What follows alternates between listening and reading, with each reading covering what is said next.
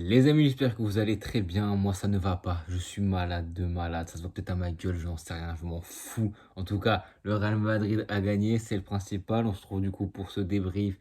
Real Madrid, Real Sociedad. Avant de parler des buts, du penalty, avant de parler des joueurs et de leur performance, j'aimerais remercier sincèrement ces personnes-là. Je ne sais pas si vous pourrez bien les voir. Ça s'appelle des poteaux. Les poteaux et les barres transversales. Trois poteaux, il me semble. Une équerre, deux barres ou une barre. J'en sais rien. Franchement, ce match, on doit le perdre 1000 fois dans le jeu. La Sociedad nous a bouffé. Stuzic nous a bouffé. Au milieu de terrain, on s'est pris une leçon de football. Modric s'est pris une leçon. Arda Güler beaucoup trop bas s'est pris une leçon, mais c'est pas son poste. Valverde a essayé de faire comme il pouvait dans un poste, voilà, en tant que premier relanceur. Bon, ça n'a pas marché, même s'il a su faire quelques bonnes choses. Ça sent toujours pas la sérénité. Dernière fois que je veux, c'est la dernière fois que je veux voir ça.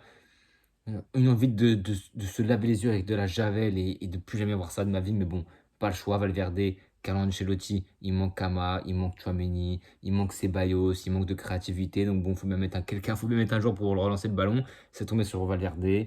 Il a su faire quelques bonnes choses, mais il n'a pas su non plus être très serein. C'est pas son poste, je n'en veux absolument pas. Tout comme Arda Güler, des fois en double pivot. Je sais pas trop. Et je pense que lui-même n'a pas trop compris son rôle. Il a été assez fantomatique et assez inexistant, on va dire. Et, euh, et ouais, franchement, on s'en sort très bien parce que dans le jeu, le milieu de terrain de la société nous a bouffé. Ils ont eu de grosses occasions. Sadik là-bas, ou je sais plus si, je crois que c'était pas Stuzic si, je crois que c'est tout Stuzic qui touche l'équerre. Il y a eu des poteaux. Courtois qui s'est détendu, qui a fait quelques grosses parades aussi. Donc franchement, on s'estime et on peut s'estimer heureux de ressortir déjà avec les 3 points, encore plus avec une victoire, encore plus avec deux pénaltys provoqués par un Vinicius.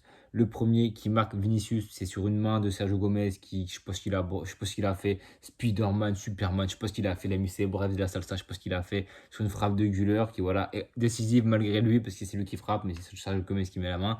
Vinicius qui a du mal, je trouve, à tirer la penalty, ils sont pas si bien cadrés que ça, pas si bien placés que ça. Heureusement qu'il y a de la puissance et que c'est dans une bonne zone, on va dire. Et Vinicius est éclaté au sol. Vinicius est nul à chier. Excusez-moi du peu de dire, mais depuis le début de la saison, il est mauvais. Il ne crée plus rien. Il est peut-être en manque de confiance, en manque de sérénité. Le ballon dans le monde peut-être à la tête. J'en sais rien, je peux dans sa tête, je peux dans sa vie, mais il est nul à chier. Aujourd'hui, son penalty, son but marqué et le deuxième penalty qu'il provoque. Heureusement que ça rattrape son match, sinon c'était un match qui était un 0 pointé, aucun danger, aucun dribble réussi quasiment. Nul, mais nul, mais nul, mais nul, nul, nul. Il est nul à chier. Faut qu'il se ressaisisse. C'est les grands joueurs comme ça qui, on sait, par des brives. Là, franchement, des brives, il peut faire de grandes choses. On l'a vu, il marque un penalty, il provoque. Donc au final, tu vois les stats, tu te dis c'est très bien, il marque un but et puis il décide sur le penalty. Mais bon, c'est aussi ça, les grands joueurs, c'est être assez fantomatique dans un match. Mais au moment clé, il faut se réveiller et décider. Et c'est ce qu'il a su faire. On n'attend pas la même chose que contre Stuttgart. On attend un Vinicius en confiance qui prend les moyens, qui prend ce couloir gauche à la perfection. Mbappé lui a laissé de temps en temps. Mais Mbappé, quand il a les côtés gauche, quand il a les côtés droite, excusez-moi, mais Mbappé a été encore une fois le meilleur attaquant, je pense, c'est sûr et certain. Un des meilleurs joueurs, je pense, parce qu'il a provoqué des deux côtés, il a fait des appels sans cesse. Défensivement, il était solide, même s'il faisait quelques retours, même s'il n'en faisait pas non plus 10 000. Il était bon offensivement, à la création. Création, quand je parle de création, là, c'est pas comme un milieu de terrain. Création, c'est vraiment, tu es face à ton défenseur ou à ton milieu de terrain, enfin au milieu de terrain adversaire, et tu essaies de créer du déséquilibre, du danger par des terribles dépassements de jambes. Il a même tenté une virgule à un moment donné au début de match, une frappe. Franchement, chez rendu but, elle est magnifique. Malheureusement, elle ne rentre pas parce qu'il n'est pas assez bien brossé. Mbappé, j'ai aimé son match. Dans sa lignée contre Valladolid, la victoire 4-0, 3-0, 4-0, il marque pas, mais s'il marque, franchement, c'est un match très, très, très, très abouti. Contre le Betis Séville, doublé, ça récompense un très, très bon match.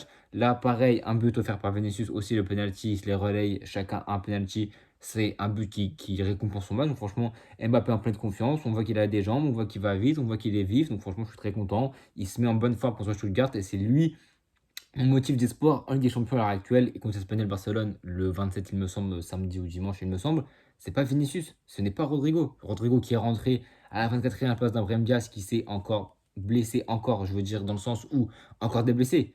J'ai pas encore refait la liste parce que bon, elle est longue comme le bras, mais oula, le geste bizarre. Non, bref, sérieusement, elle est longue comme le bras. On a Militao qui avait des petites douleurs aussi à la fin du match. Courtois qui est tombé aussi, j'ai envie de vous dire. Qu'est-ce que ça change de la saison dernière? On a fini avec 35 blessures, un Carvajal des fois en neuf, un Camara en neuf, j'ai envie de te dire, un Rosselló en tant que titulaire. Carlo Ancelotti, un entraîneur de génie qui, malgré malgré les blessures, malgré les joueurs qui sont en manque de confiance, en perte de vitesse, il va réussir à bricoler quelque chose de magnifique. Et vous allez voir qu'en Ligue des Champions, il n'y aura aucun problème. On ira dernier carré, on ira en quart de finale. Et voilà, les gens se soucient des trois attaquants, Mbappé, Vinicius, Bellingham, Rodrigo. Gestion des égos, Ancelotti est un entraîneur de génie. Les joueurs savent où ils veulent aller. Ils ont tous le même objectif commun. Rodrigo accepte un rôle de second rôle, entre guillemets. Il n'a pas été mal titulaire. Au final, il est rentré. Il a été nul à chier. Rodrigo a été fantomatique. Pendant le match, à un moment donné, je me dis, tiens, Diaz est sorti, c'est qui est rentré? Ah bah c'est Rodrigo.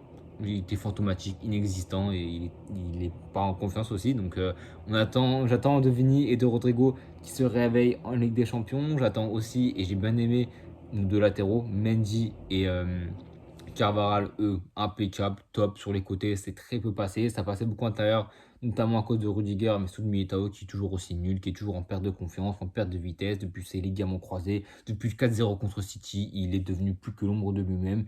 Heureusement qu'il est fort athlétiquement parce que sinon, défensivement, balle au pied, tu sens aucune confiance, aucune sérénité. Il est nul à chier. Donc on espère qu'il va aussi se reprendre. Malheureusement, Perez a décidé pendant le mercato de ne pas instaurer de concurrence en gardant que Rudiger, que Militao et un Jesus Valero en doublure qui s'est encore pété, avec un Tchouaméni peut-être qui peut peut-être concurrencer entre guillemets ou plutôt dépanner qui s'est blessé. Donc là, Militao peut faire des performances exécrables. Il sait très bien qu'il va rien lui arriver et c'est une catastrophe pour moi. J'aurais aimé un défenseur central en plus, même un Lenny Euro, un Christian Romero, qui tu veux, je m'en fous. Mais Militao, et depuis 1 an et demi, il est nul à chier. Depuis ses ligaments, il est nul à chier. Bon, on va laisser le temps de revenir, mais à un moment donné, poto, ça serait le temps de se réveiller parce que là, il rend pas bon. Milieu de terrain, j'en ai parlé. Modric, ça n'a pas non plus été extraordinaire. Milieu de terrain, si on s'est fait bouffer, c'est aussi parce que Sociedad mettait bien le pied sur le ballon, était meilleur dans le jeu. C'est pas la première fois en Liga cette saison. Le Betis était meilleur que nous dans le jeu. Mallorca proposait de très belles choses dans le jeu aussi. J'ai envie de vous dire, c'est pas la première fois qu'on peine dans le jeu face à une équipe en face qui joue mieux au football, qui se crée de plus grosses occasions, mais qui au final ne finit pas. Franchement, est-ce qu'on peut appeler ça de la chance, de la maladresse? Je ne sais pas, parce que certes, il y a des poteaux, il y a des barres. Tu as aussi le magasin du monde, et tu sais que cette araignée d'1,90 m, limite même 2 mètres, qui a l'envergure de Wembanyama, si tu la mets pas ras du poteau, tu sais très bien qu'elle va pas rentrer. Donc ça force aussi l'attaquant à tirer en hauteur, à tirer sur le ras des poteaux, et au final, ça ne rentre pas. On va être honnête, ce match-là, tu le refais, enfin tu refais ce match-là, tu enlèves les poteaux, enfin tu t'arranges pour que les poteaux soient rentrants. Bon, on se prend une volée parce que peut-être qu'on peut réagir, mais honnêtement, ce match, je pense pas qu'on mérite de le gagner parce que dans le jeu, on n'a pas été bon. Sans ballon, défensivement, certes, ça a été solide, au milieu de terrain aussi. Mais quand tu as Vinicius qui n'est pas en forme, qui n'arrive pas à dribbler, quand tu as Rodrigo qui, certes, défensivement est solide aussi par ses apports, mais offensivement est complètement fébrile. Arda Güler qui n'est pas du tout dans son rôle, beaucoup trop reculé. On a vu quand il y avait le jeu face à lui, il a tenté une percée, mais il s'est vite fait sécher par les joueurs. Donc, puis encore, là, j'arrive pas à comprendre. Hendrix qui rentre à la 88e minute. Mais c'est peut-être pour donner des minutes, mais honnêtement, je pense que faire ça, ça va plus le frustrer que de lui dire yes, j'ai joué 2 minutes. Non, je pense que soit tu le fais rentrer il y a un quart d'heure, 20 minutes, soit tu le fais pas rentrer du tout. 2 minutes, mais c'est ridicule, ça sert à rien. On a vu quand même contre Mallorca que quand il est rentré en même pas 5 minutes, il a marqué un but, mais bon, c'est une exception. C'est une exception maintenant, et pour moi, il faut soit tu lui donnes du temps de jeu, soit 2 minutes, c'est ridicule. Il y a Lucas Vasquez qui est rentré aussi, bon, il est rentré, je sais même plus combien de temps. Vasquez est rentré, Rodrigo est rentré, Hendrix est rentré. Je crois que c'est tout pour préparer aussi, mettre en jambe les joueurs et les mécanismes pour le gros match, premier match du Ligue des Champions. Contre Stuttgart, il me semble que c'est à domicile. Je crois que c'est à domicile. En tout cas, victoire impérative, il n'y a pas de doute. Cette fois, je veux voir une victoire, un résultat tout simplement positif, mais aussi dans le jeu parce que c'est bien de gagner. Mais gagner comme ça marche un temps. On sait qu'avec le Real Madrid, il y a beaucoup de choses improbables qui se sont passées. On sait qu'Ancelotti peut faire rejoindre cette situation et nous débloquer un truc dans la tête des joueurs. On sait que des champions aident aussi et transcendent le Real Madrid, hein. On sait que, tu vois, comme les débuts de match, on les commence jamais bien, que les débuts de saison, c'est pas toujours fantastique. Ou moins, là, on a un favori, enfin, on a un prétendant au titre qui est le Barça, qui va du coup devoir te pousser. Le Barça est meilleur que nous dans le jeu, dans les résultats. Donc voilà, tu as un concurrent direct qui est meilleur que toi pour l'instant. Il faut que tu répondes sur le terrain par des résultats. Ça passe aussi par des matchs un petit peu plus compliqués où normalement tu dois être meilleur qu'eux, mais tu ne l'as pas été. Mais au final, tu as quand même gagné ce match 2-0. Donc bon, est-ce si terrible que ça? Je pense que oui, d'être aussi mauvais dans le jeu. Aussi compenser ça par toutes les blessures qu'on a. On doit avoir je crois, 5, 6, 7, 8 joueurs de blessés, peut-être 2, 3, 4 nouveaux titulaires.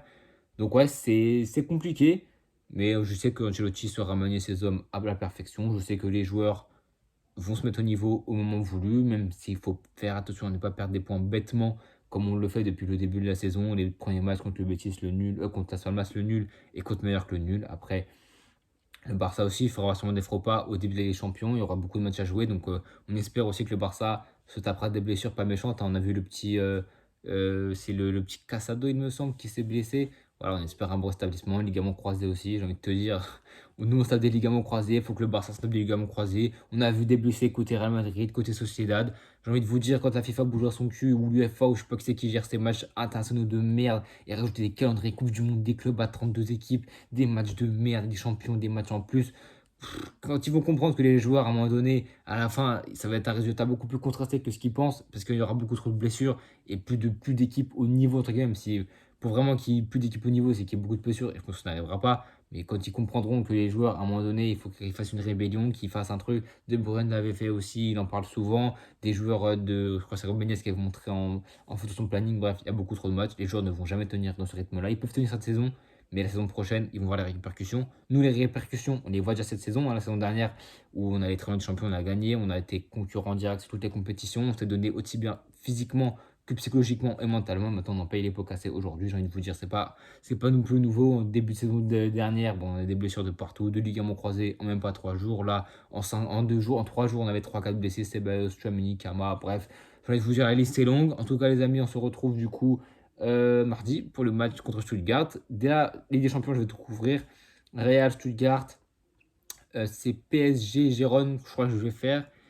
Et Monaco-Barça, il me semble que les débriefs arriveront. Mais l'Europa League, du coup, je pourrais pas la faire parce que c'est le jeudi, ça en même temps. Peut-être que vendredi, il y a des matchs de Conference League ou des champions ou des Ligues Europa. De toute façon, je vais couvrir toutes les équipes françaises que je vais pouvoir voir en direct. J'ai pas envie de parler d'une équipe que j'ai pas vu en direct parce que je trouve que ça n'a aucun intérêt, que ça ne sert à rien. Donc, en tout cas, les gars, si vous avez d'ailleurs, dites-moi comment ça vous avez pensé de ce match. Si vous avez en commentaire des sites internet ou des liens pour regarder les matchs en replay, ça m'intéresserait fortement. En tout cas, les amis, n'hésitez pas à vous abonner, à liker, à partager, de mettre des astuces aussi pour enlever ce mal de gorge, s'il vous plaît, et à bientôt tout le monde.